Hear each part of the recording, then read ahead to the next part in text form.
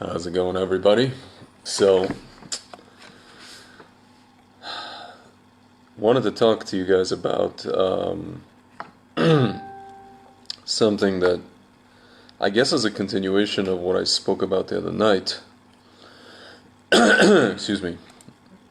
With regards to everything that's happening in New York at the moment.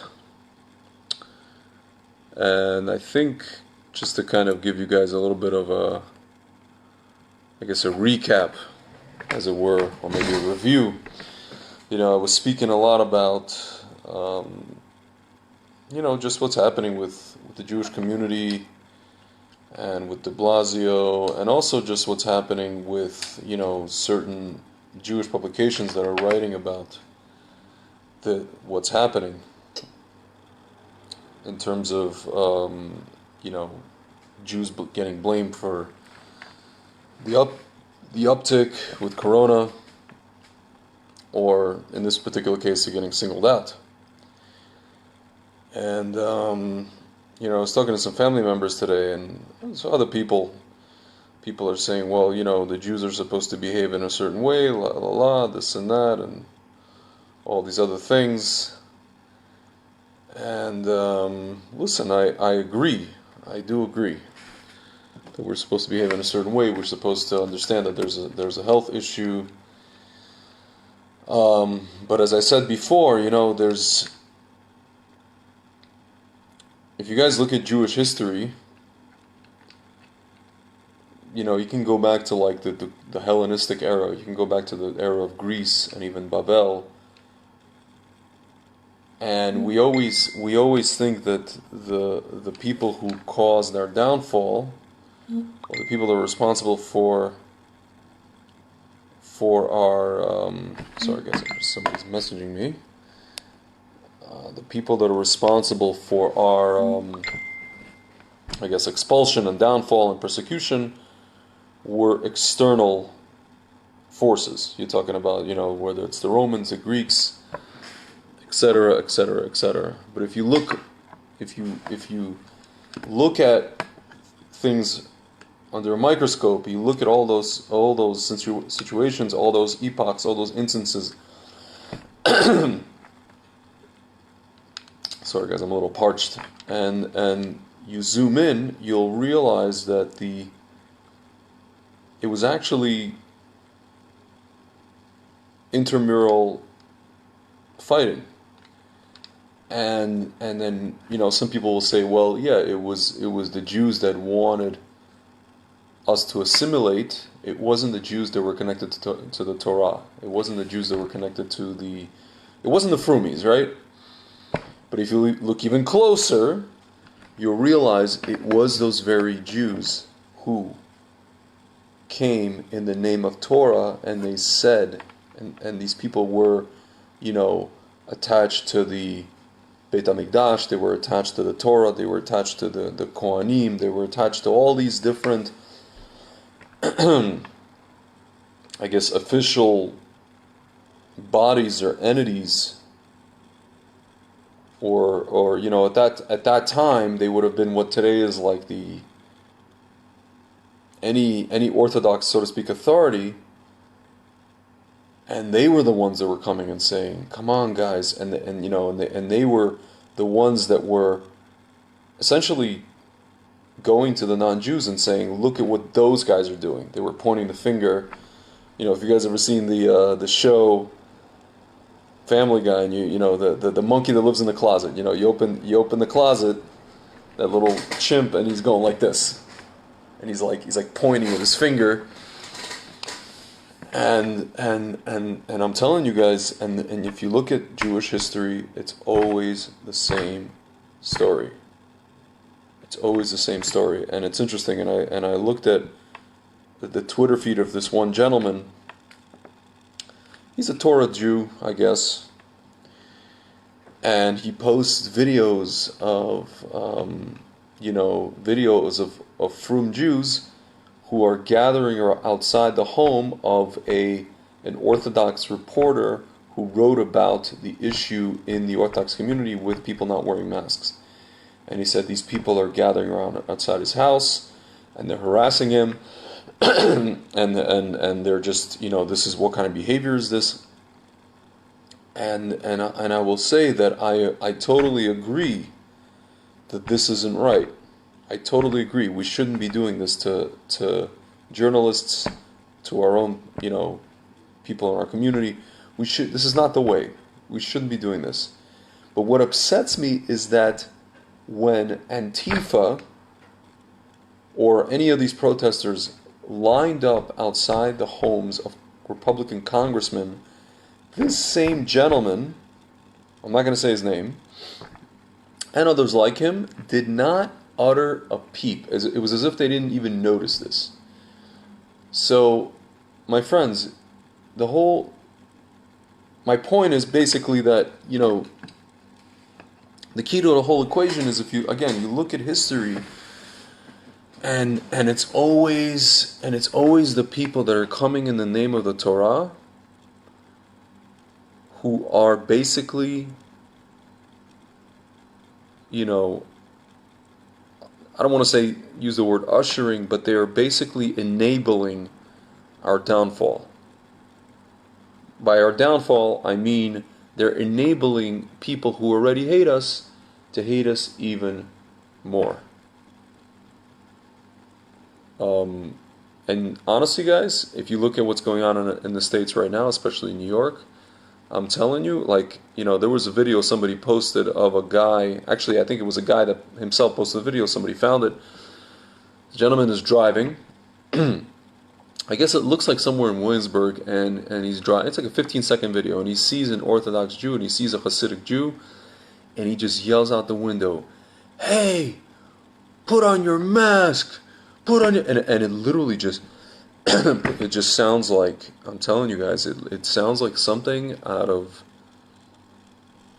the Middle Ages. It sounds like something out of when they accused us of poisoning the wells, or poisoning this and causing that and the plague. I mean, it's just, you look back at history, and you before any of this began, and you think to yourself, how stupid can societies be where they blame the Jews for poisoning the wells, all because the Jews were the only ones at that time who had a habit to ritually wash, whether it's religious purposes or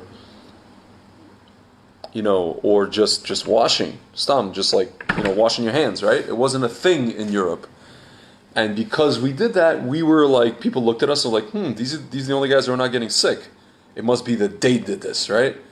So, and you look back at that, how could people be so stupid? And now we have the situation, my friends, 700 years later, and it's like nothing changed. Absolutely nothing changed. As Shlomo Melech said, we just read on Sukkot, we read Kohelet, and he said, there's nothing new under the sun. My friends, there's absolutely nothing new under the sun. It's happening again. But I'll tell you guys, I've been thinking a lot about this. At the end of the day, Hashem wants us to come home. Hashem wants to send us a message. The problem is, we always say, and the rabbis today are even saying, we really have a choice. We can do this the easy way or the hard way.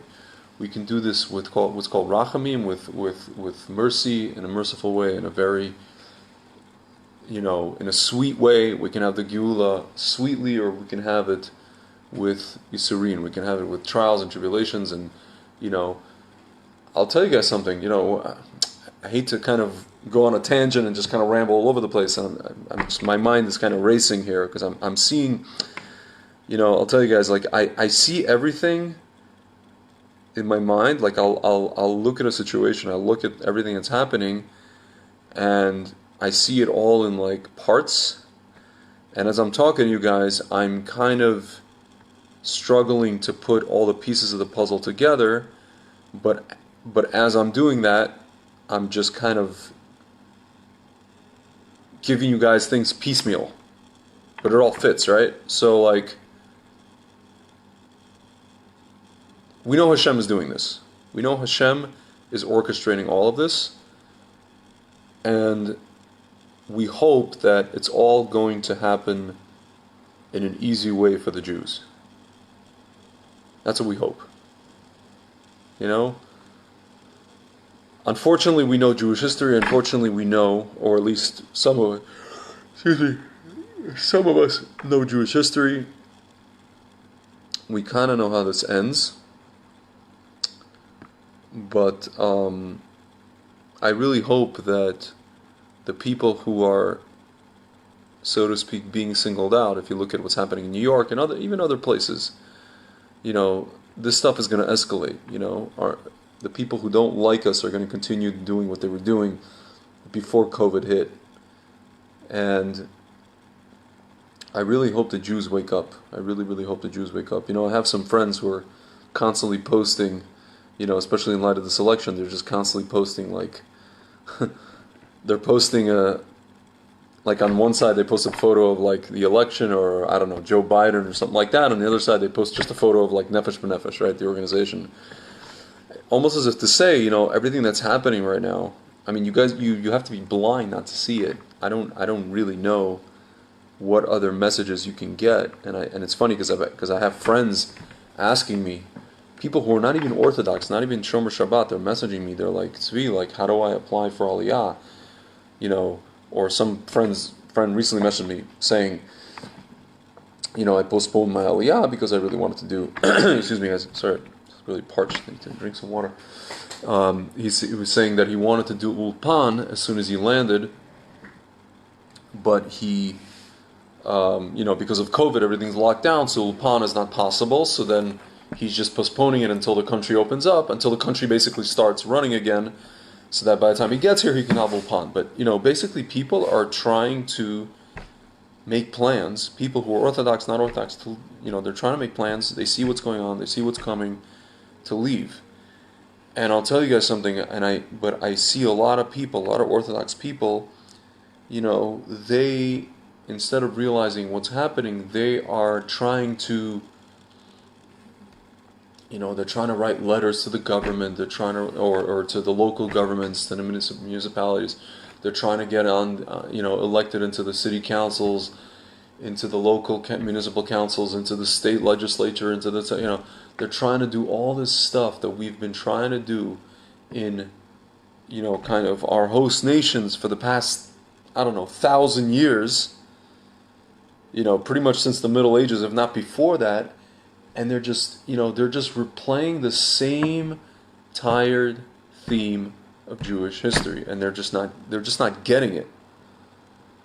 And they're just not getting it. And I'm sitting here, my friends, like, I was in America and I saw this, and especially now, I'm sitting here in Yerushalayim, in Jerusalem, and it's always easier to see dysfunction, or like a dysfunctional family, from the outside, right? When you're in it, it's difficult to see. But even when I was in it, I saw it, right? I just, you get caught up in stuff, you get sucked in, as my friend likes to say. But once you step out, it's so easy to see. And I tell my friends in the States, some people see it, but most people don't. And they're like, come on, this and that, and blah, blah, blah. I already have friends that are like they're in the mindset of like, they're preparing to leave, they're preparing to make Aliyah, they're preparing, but like at the same time, they're kind of like, oh, but I need to finish this, and I need to do this, and I need, I'm in debt, this one guy posted, I'm in $40,000 in debt, how am I supposed to go to Israel? My friend, it's just, there's going to come a moment, and maybe like in a few months, maybe in a year, in a not too distant future, when none of your $40,000 of debt is going to matter. All that's going to matter is that you get your butt over here to get away from the storm that's coming. Guys, I'm one of these people. I'm a big believer that people should come to Israel because they want to come to Israel, because they want to be here, not because they're escaping necessarily, some pogroms or some whatever, right?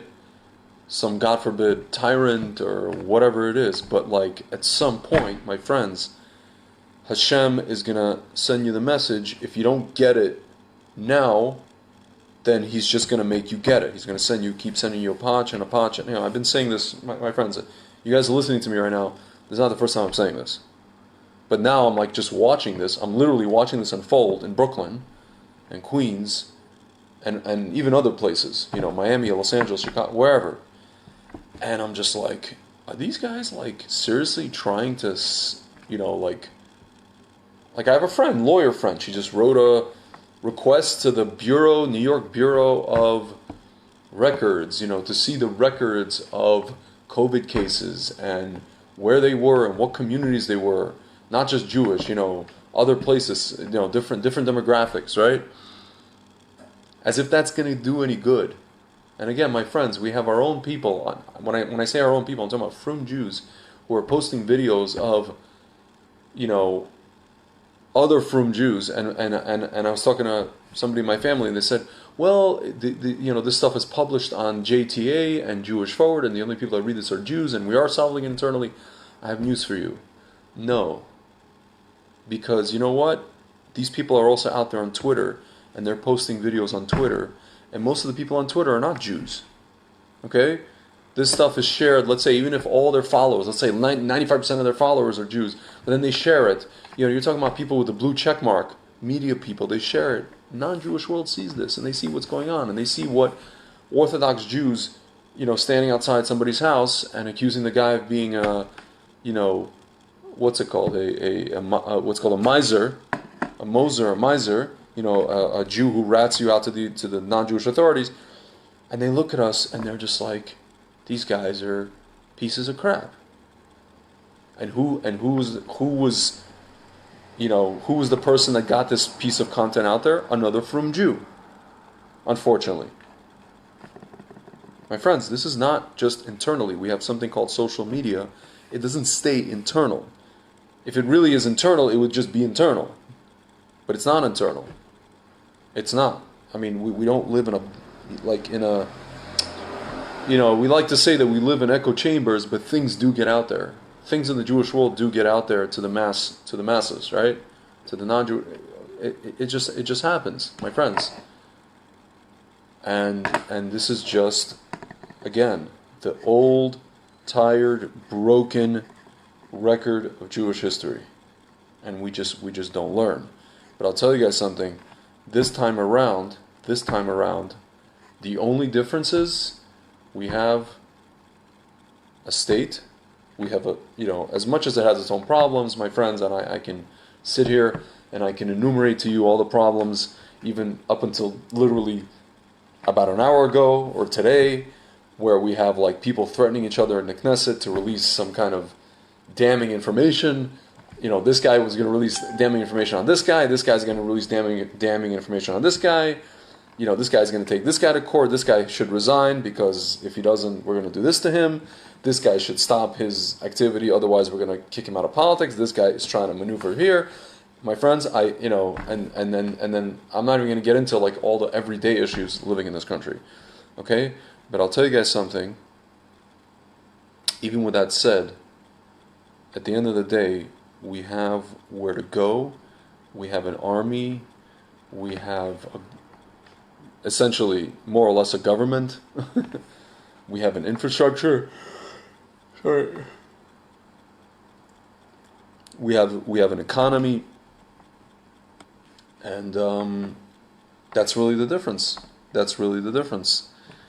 And we see that everything is happening. That's happening right now in the world, and how we're just being rewired. Hashem is basically rewiring us. He's rewiring the world. He's rewiring the Jewish people. He's making us sit and think.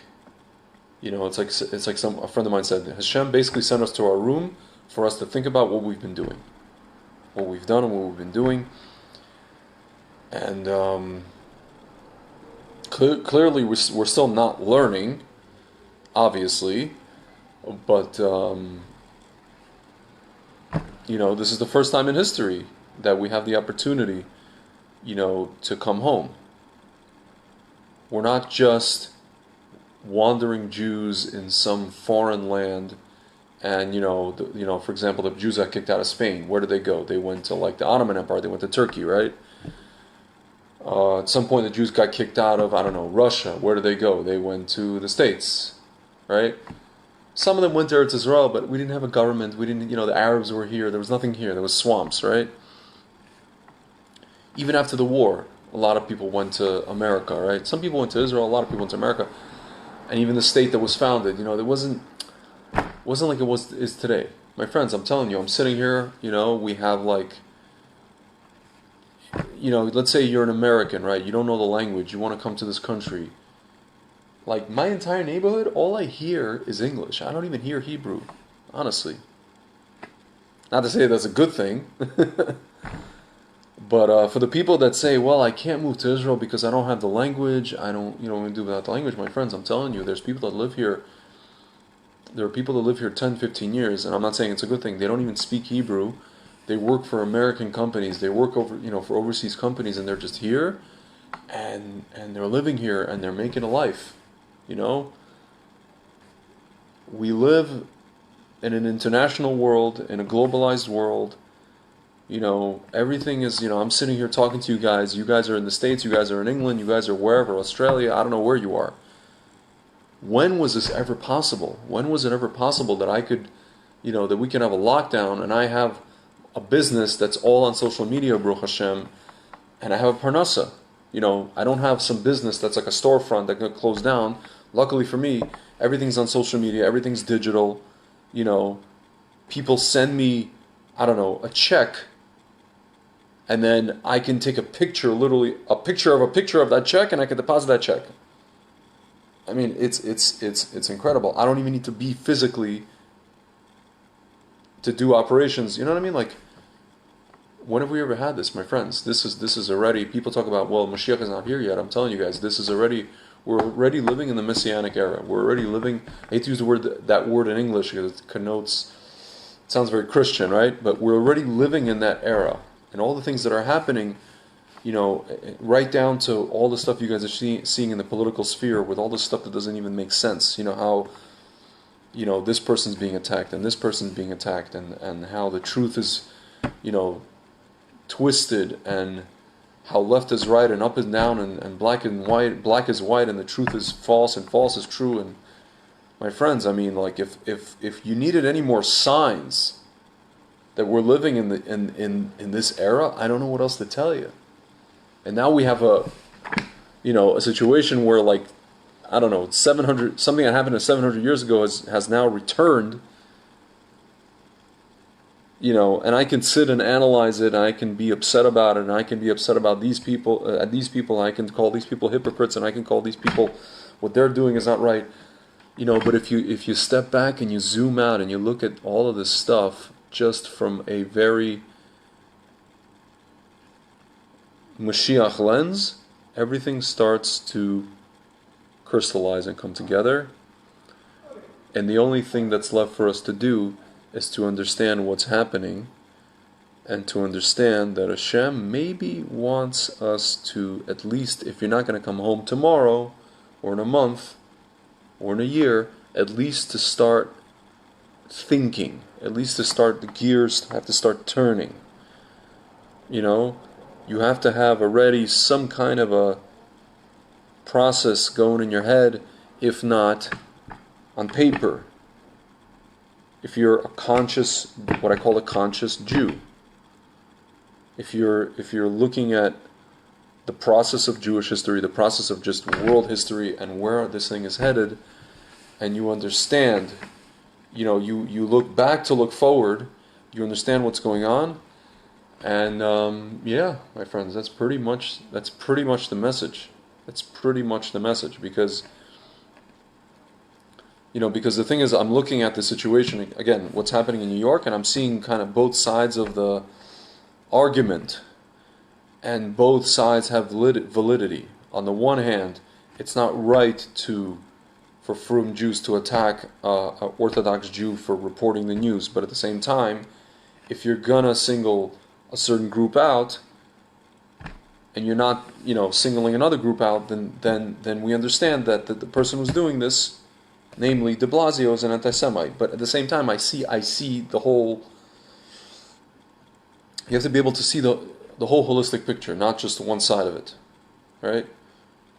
And the whole holistic picture is showing us that Hashem is orchestrating this saga, this scene, this crescendo in the play to move things along. And if you're not on that, if you're not in that, as we say in Russian, if you're not in the theme, if you're not in that lens, in that scope, then you're just I don't know what you're doing. You're just sitting around and you're gonna write letters and you're gonna petition and you're gonna protest and you're gonna fight anti-Semitism. That's a whole other conversation, my friends. My friends, I'm gonna make it short on that in terms of fighting anti-Semitism. You're not gonna fight anti-Semitism. You can physically fight anti-Semites. You cannot take a sentiment out of a person's heart. I made many videos on this topic. It all connects to Torah. I have some friends that are telling me, well, I'm not religious. It doesn't matter if you're religious or not. I don't care. I'm telling you how it is. Okay, so if you think you're going to fight anti-Semitism, good luck to you. You can fight anti-Semites. You can defend yourself, but you're not going to fight anti-Semitism because it is eternal. It is a halacha. Esav soneh et Yaakov. It is a halacha. Okay, I don't care if you're religious, atheist. It's just look at history. There's no, you know what I'm saying? There's no discussion here to be had. Okay.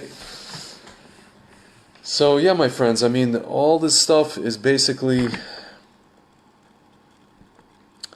it's happening, and the only thing left for us to really do is to be tapped in.